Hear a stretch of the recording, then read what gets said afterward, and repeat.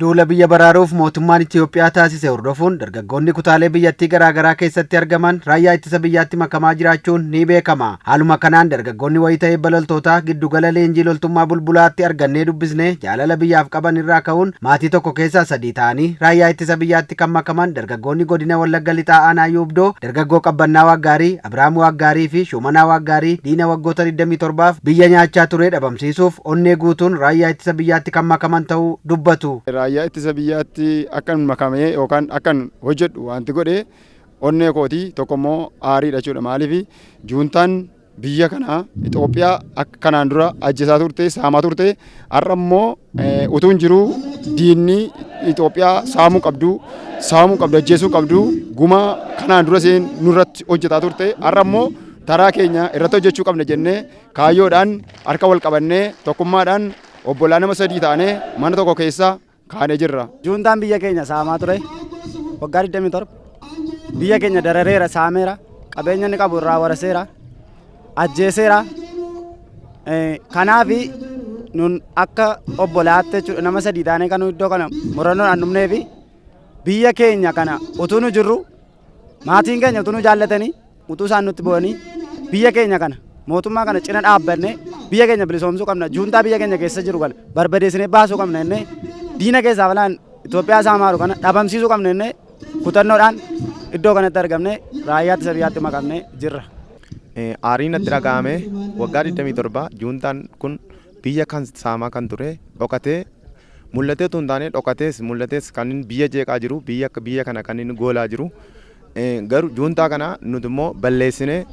Itoophiyaa kana bilisoomsuudhaaf garaa tokkoon kutannee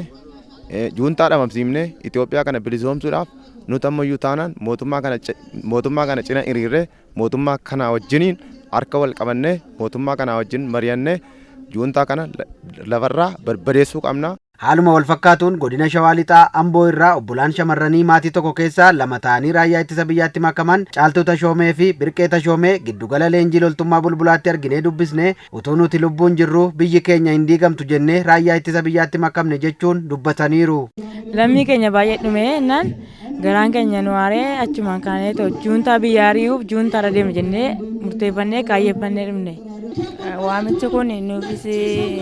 biyya hundaaf ta'ee jennaan. Immoo biyya keenya irraa namnu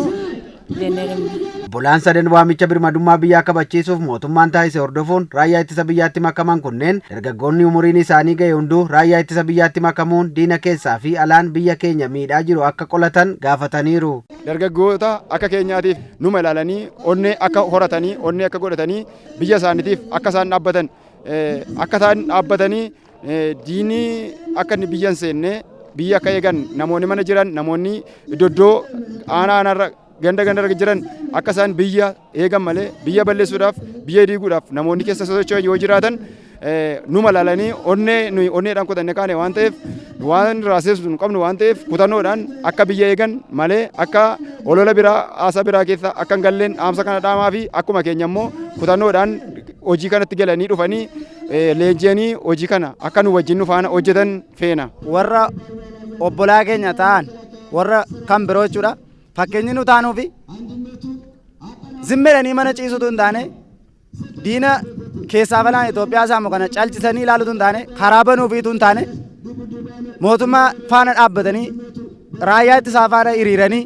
biyya keenya kana bilisoomsuu qabu. Qeerroo yookiis immoo akkasuma bakkee iddoo garaagaraa jiruu fi dhaamsa dhaamu isinis akkuma keenya kana kottaatii harka wal qabannee Itoophiyaa keenya bilisoomsuudhaaf ammayyuu taanaan warroonni iddoo garaagaraa jiran warroonni akka keenya illee bakkee garaagaraa eessa garaagaraa jiran nutti dabalamanii harka wal qabannee biyya keenya ijaaruun biyya keenya eeguun biyya keenya garaa tokkoon qarreen qeerroon ka'ee biyya isaa eeguun mootummaa kana wajjin harka wal qabatee. Obbolaan raayyaa ittisa biyyaatti makaman kunneen dargaggoonni naannoo Tigraay gocha garee juuntaa fedhii aangoof jecha uummata Tigraay dararaa jiru kana hubachuun gocha badii kana irraa akka deebi'aniif waamicha dhiyeessaniiru. Dargaggoota Tigraay dhaamsa dhaamuu barbaadu balleessaa isaanii baranii wanta gochaa turan beekanii dafanii garee kanarraa deebi'anii akka harka isaanii nutti laattatanii nu wajjiniin akka iddoo kanatti dhufanii nu wajjiniin biyya kana akka eenyu dhaamsa dabarsuuf barbaada. Waamicha duula birmadummaa biyyaa kabachiisuuf mootummaan Itoophiyaa taasise hordofuun dargaggoonni kutaalee biyyattii garaagaraa irraa hirmaachuu irratti argamu.